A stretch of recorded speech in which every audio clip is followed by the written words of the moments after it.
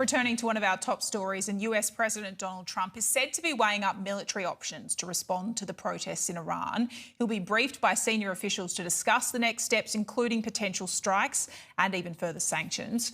Joining me live now to discuss is the Director of Iranian Studies at Stanford University, Dr. Abbas Milani. Thanks so much for your time.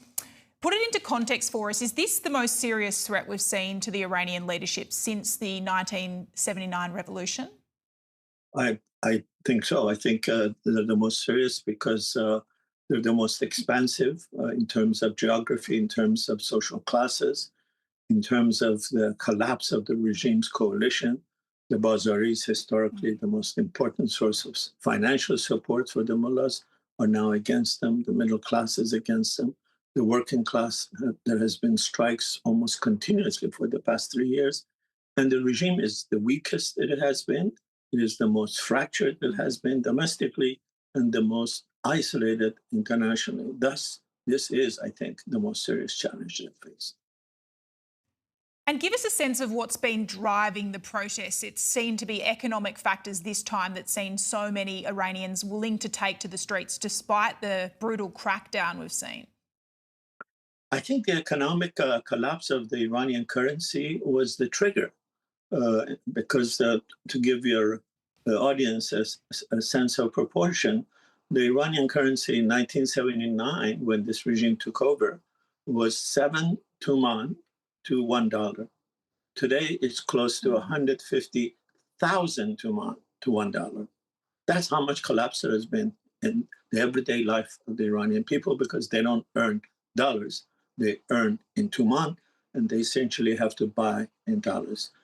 That's the trigger. But I think there's been building disgruntlement, dissatisfaction, anger at the crony capitalism, the corruption, the remarkable corruption of this regime, its incompetence, its willingness to spend billions and billions of dollars supporting its proxies. Just 2 weeks ago, at the height of this economic collapse, Khamenei decided to give another $1 billion to Hezbollah. They've given already almost $50 billion to prop up the murderous Assad regime. People know all of this, and they're angry, and they have tried to correct this regime. They have tried to reform this regime, and its arrogance, its intransigence has meant that it has rebuked every effort. It has suppressed every effort. It repeats the same nonsense as Khamenei and the president repeated in the last 3 days, that these are all foreign instigated. They're working for Israel. They're working for United States. They're terrorists. They're not normal people of Iran. I think people of Iran have clearly, categorically, often said, since 2009, there's been almost a major demonstration every 3-4 years. And they have done the same thing. They have killed, and they have tried to kill their way out of a crisis. You cannot kill your way out of crises. They become bigger. Everyone you kill begets other disgruntled. Every corruption that is exposed begets other angry people. And the international community is finally, I think, getting the news that this is not a regime that can be reformed. This is a regime that lies, that supports terrorists, and will do anything to keep itself in power. And Dr. Abbas, when you talk about the potential future path here for Iran, we've seen in the last few hours Iran's exiled Crown Prince Reza Pahlavi. Currently, it seems the most visible opposition figure, albeit speaking from the US. He's directly delivered a message to President Trump on Fox News. Do you think he would have support to return?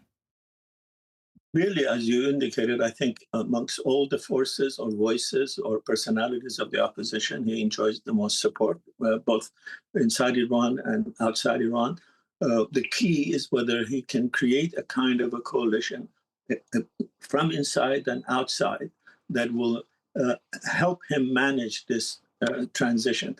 No one person can make this transition on their own. They need a coalition of forces inside and outside. And clearly he is right now, and has been for a few months, in a preemptively prominent position to do this. Dr. Abbas Milani, we really appreciate your time today and your insights. Thank you. Thank you.